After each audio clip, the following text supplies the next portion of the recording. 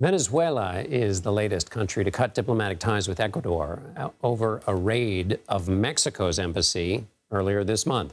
Ecuador's President Daniel Noboa ordered the raid to arrest former Vice President Jorge Glass. He is facing corruption charges, but Mexico granted him asylum. A number of countries, including the United States, condemned the raid, calling it a violation of international law. Noboa says the raid was to protect national security and the rule of law. Since he was elected in October, Noboa has led a harsh crackdown on gang violence and government corruption in Ecuador. Ryan Dubé joins me now from Lima, Peru. He's a reporter at the Wall Street Journal covering politics and economics in Latin America. Thank you so much, Ryan, for joining us. What are the potential implications, international, I should say, ramifications for Ecuador violating a diplomatic law? Well, thank you for having me. So Ecuador at this moment, they are seeking, they're having a really difficult economic moment that they're going through. The economy is not going to grow at all this year, so they're seeking to boost trade with different countries. And they're also, going through a horrific period over the last couple of years of gang violence related to the drug trade. A lot of that violence linked to the drug trade obviously has international actors involved, transnational groups, including Mexican cartels. So the cutting of diplomatic ties with Ecuador by Mexico could really affect the ability of Ecuador to try to work with Mexico on improving security. The other issue in the region is that this kind of it raises concerns about a good set of precedent for other countries and authoritarian regimes to enter embassies for example, in Venezuela, where political opponents and dissidents have sought refuge as well. And you've written about how the relationships between leaders in Latin America have grown increasingly difficult and troublesome. Why is that? And what does the further deterioration of those relationships mean?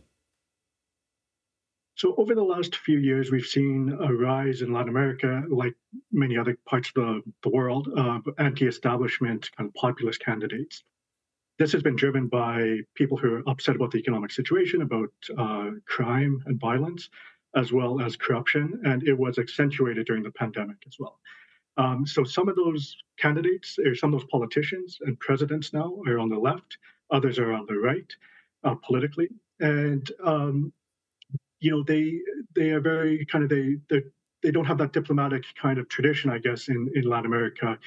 And they enjoy, I think, they enjoy going on Twitter, enjoy going on interviews and kind of taking jabs at their political opponents in other countries. That's just something that they like to do. And so this has led to, insults, it seems kind of pretty foolish and stuff and childish when there's other like big, much larger issues on play in a lot of these countries. But yeah, that's kind of affected, obviously the diplomatic relations and between some of these countries, and it has, the Ecuador's raid on Mexico's embassy kind of occurred within that broader context. Yeah, I was going to say, is that so? Is that make it seem like this will be harder to resolve, or because it's slightly performative, if that's the right way to think about it, might the various sides climb down after this moment? I guess I'm searching to figure out how this might get resolved. Yeah, I think it's a precedent that we haven't seen in Latin America, anyways. For decades, really. So it's tough to see what will happen in the coming days and stuff. I think it depends a lot on probably the political interests of different countries and different leaders as well. So, you mentioned Ecuador's President Daniel Noboa. When he took office, he had been focused on cracking down on drug gangs and who have been driving this violence in the country. His raid came about 2 weeks or so before a referendum that's going to occur on this Sunday, which is intended to give the government and the military more security to kind of go after these gangs and to improve security. So I think I think the raid was in part playing to the domestic political factors in the country and the interest of the population to really kind of crack down on crime in general, including corruption. Ryan Dubé with the Wall Street Journal. Thanks so much for being with us.